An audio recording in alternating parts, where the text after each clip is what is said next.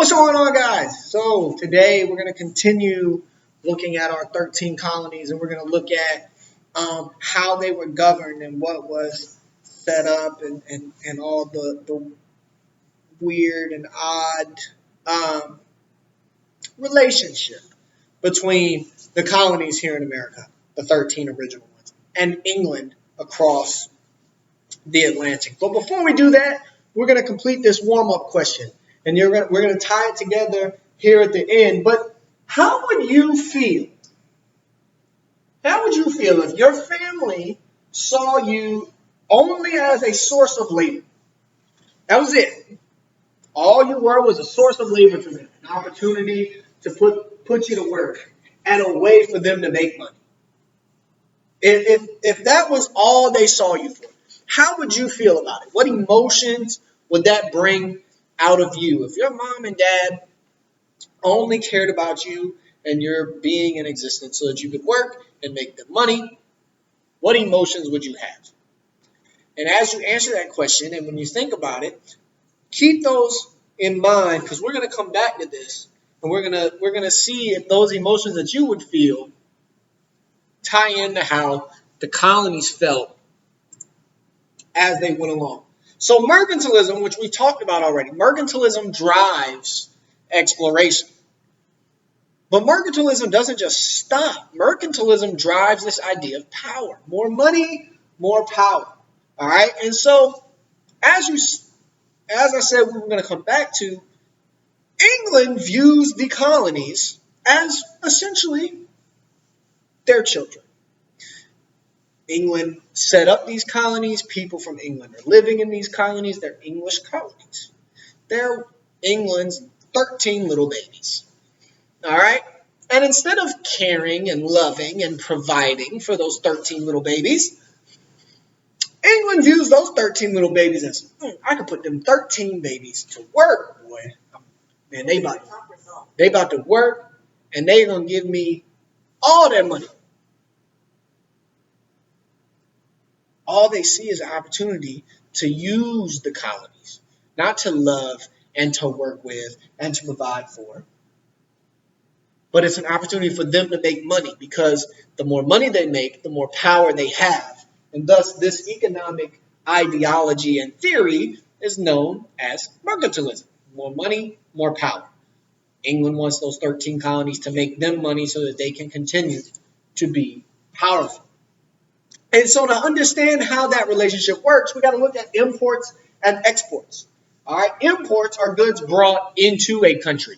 All right, it's what you get. So think of I in imports as what I get. All right, that's what you get. Imports is what you or I get. Right? Exports are what you're sending away. So think of X. Right? It's like you think about your ex. Bye, Felicia. You sent your ex away. So your ex, you're sending away. Your eyes are what you get. So imports, goods that are brought into a country. Exports, those are sent out and sold elsewhere. All right? And so this is a big deal because England is importing all these goods and resources from the colonies. And what they're exporting back to the colonies are things that were made out of the resources that came from America. And so the colonies feel like they should get a discount, but that's not how that works. The colonies are not getting a discount. The colonies are having to pay the same amount, even though it was their goods that was used to make this stuff. And so that brings us to the Navigation Acts. And the Navigation Acts are regulations, rules, policy, laws, whatever words you want to use, but it's passed by the British government, and it says how trade works between England and the colonies. And what you should immediately see here is that there's going to be some bias. Because if the British government is deciding how trade between Britain and colonies works out, well, naturally, they're going to favorite Britain. Britain is going to get all the advantages and all. And so the laws are designed to ensure that England, and just England, benefited from trade with the colonies. So England not only controls what and how trade will be done between England and the colonies, but England also controls what and how trade will be done with other countries. And so the colonies can't even really make money off their own resources because they're British-controlled colonies, and so they can't really sell goods to Britain because that's who runs them. And so they don't have the opportunity to sell their goods to these other European countries because England doesn't want these other countries to have these resources. And so the Navigation Acts are restricting how the colonies can govern themselves because you kind of need money to be able to become a major player in the world. Certain goods, this goes back to the Navigation Acts and how England set things up. Certain goods, like tobacco and cotton, could only be shipped to England, which is what I just talked about. And tobacco and cotton are major goods. These are things that could make them lots of money. But England wants that money. They don't want the colonies to have that money. England wants that money. And so they say you can only send tobacco and cotton to England and England alone. And so the colonists start to see, and they start to feel some type of way. They're like, wait a minute. Y'all don't care about us. Y'all are using us. These laws only benefit you. We didn't get a say in this. It's our stuff. We're working for it. We should have a say. England does not feel that way. England not only controls the trade between the colonies and Britain, England also controls the trade between the African colonies and the colonies in America. And so they control the entire triangle trade. If you remember, we diagrammed the triangle trade in your social studies notebook. And England controls that entire thing. What's going from the Africas to the New World, what's going from the New World back to the Africas, and what all is ultimately coming together. When we talk about the triangle trade, we discussed how the triangle trade was a system to make England and Europe more money than anyone else. Africa does not get anything out of the deal. The colonies get resources stripped from them. And so, by being able to control the triangle trade and having the Navigation Acts controlling what can be traded from the colonies back to England, the colonists start to realize you only set us up to use us. And then you take those laws and acts and you combine them with the political life that was already set in place in the colonies. And so each colony had its own governor. Governor now, today. But then the king of England chose who the governor of each colony was.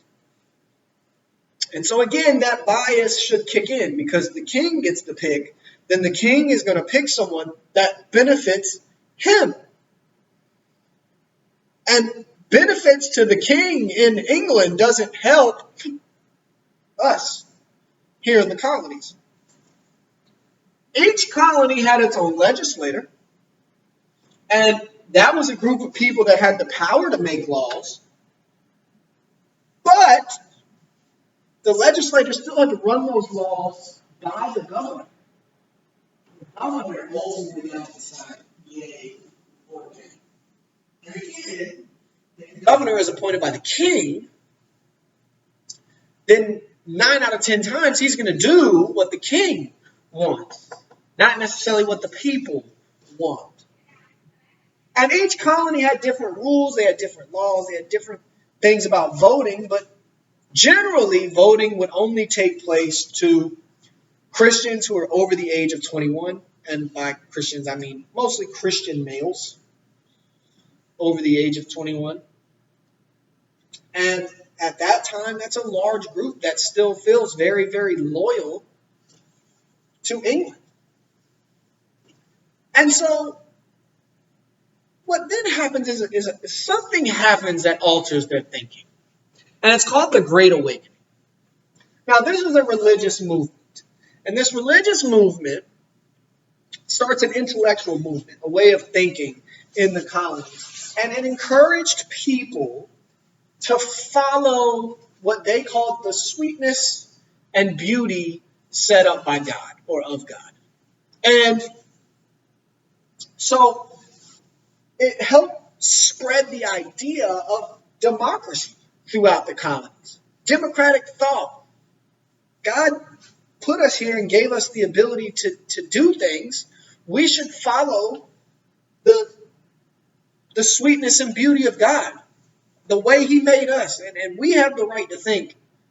So we should follow that. And they kind of use religion to alter the intellectual mindsets of the colonists. And so the Great Awakening even goes a step further. They argue that learning from books is not as effective as learning from the Holy Spirit or God himself. And so they argue that book learning is less effective than just doing it. And all of a sudden, they're starting to encourage people that are buying into this Great Awakening to challenge authority. Don't just accept it for the way that it is. Challenge them and push them on it and have them explain why. And if that why doesn't appeal to you, well, then you should strive for more. You should demand more rights and liberties. And so the wheels start turning. God put us on earth to be able to think on our own. Well, now that we can think on our own, well, why are these laws the way they are? We don't like the way the laws are. We want more rights and we want more say. And so the thing is how might these ideas and the way of thinking and the idea of challenging authority and pushing back and demanding more, how could that create problems in the future? And this is where we're going to stop. But you can already see that there's a foundation and a tension emerging between England and the colonies. And it goes back to that warm-up question. The colonies feel used. And now they're using religion to justify pushing back. The foundation is set for a confrontation of some sort. We will continue to discuss this later on. Be sure to check Canvas for your reading assignment for the day. If you need any assistance, reach out to me. And as always, you have a great day.